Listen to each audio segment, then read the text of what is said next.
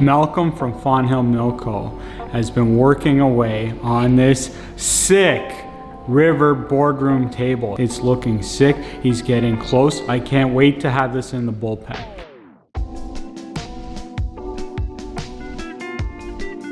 We are now officially working down in the bullpen, and although it's not completely finished down here, we've got some final touches we have to do. We're all able to work in this wide open bullpen in this team environment where we can all make happen exos.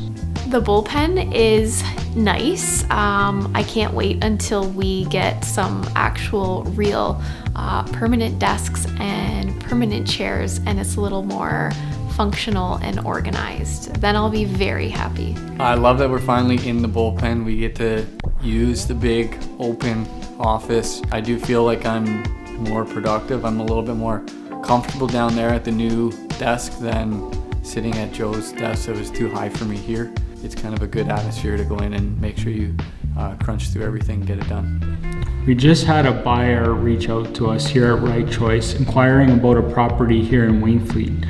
And some of the questions, concerns were revolving around the septic system and water system at that property. So with that coming up and myself being pretty familiar with these topics, gonna talk about it with Casey and Kevin because this is something I've been through a lot.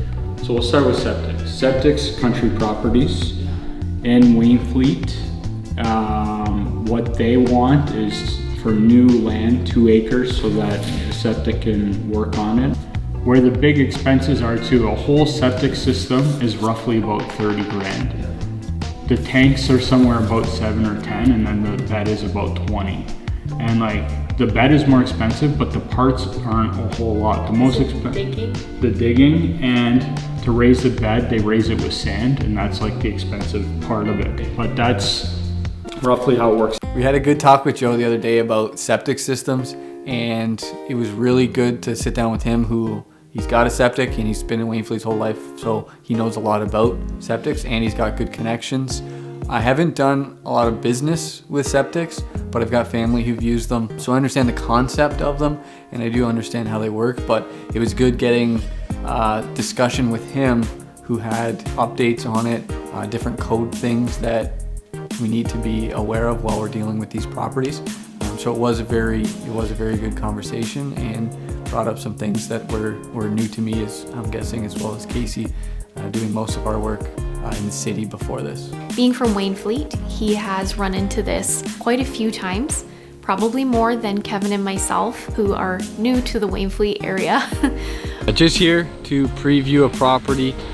When we had our episode out with a tenant not paying, we actually got a message about someone else who's having a difficult time with their property that they want to sell, but they've got a tenant situation they're not sure how to handle. So we come out here, tour the property, and we're going to see if we can help them navigate the tricky waters here and hopefully sell their house, make them some money.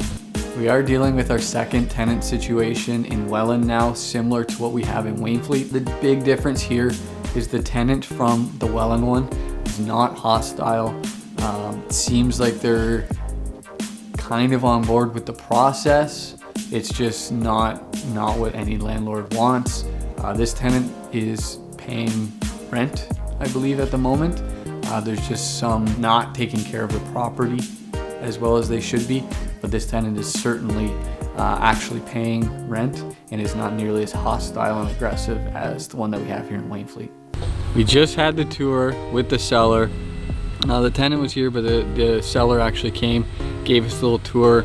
We were in the basement, which is finishable, big brick fireplace mantle, which was really nice. A lot of potential in this home.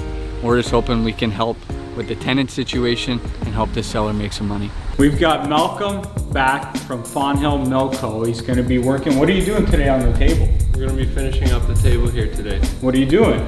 Well, we're going to start by putting a beveled edge on the corner here, around the whole table. We'll finish filling all the cracks here, and then we'll sand it down real smooth and put a oil finish on it, hard wax oil. Can't wait to see the happenings. The table looks even bigger now that he's got it up on the legs. It's crazy. It's Hugo.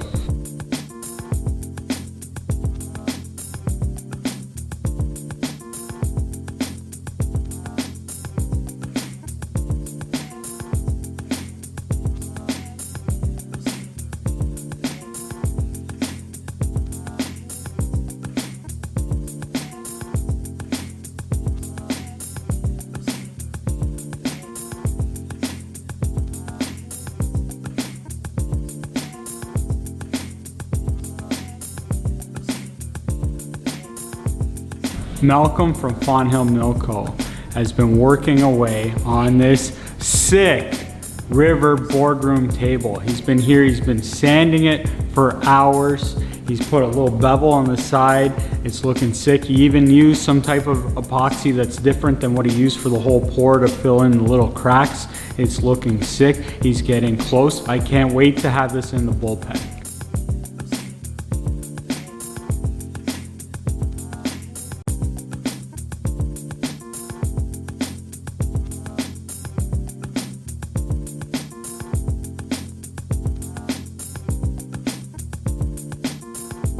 Malcolm has been sanding for hours. And take a look, the table is now cut in half so that we're able to fit this down into the bullpen. And he's ready to put some oil on to get the nice finish.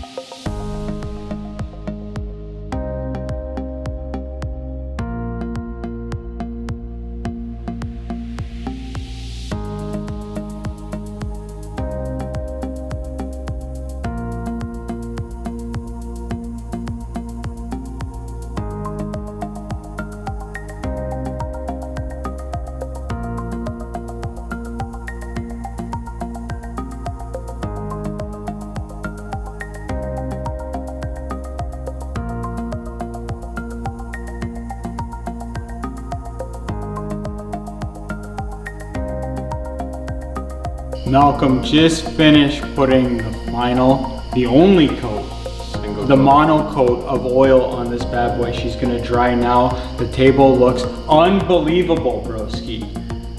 Thanks, love it. So now it's gonna dry for a couple days. He's gonna put it together and we're gonna get it down into the bullpen. Malcolm, Fonthill Mill Co. makes the sickest river tables in all of Niagara. It's too kind.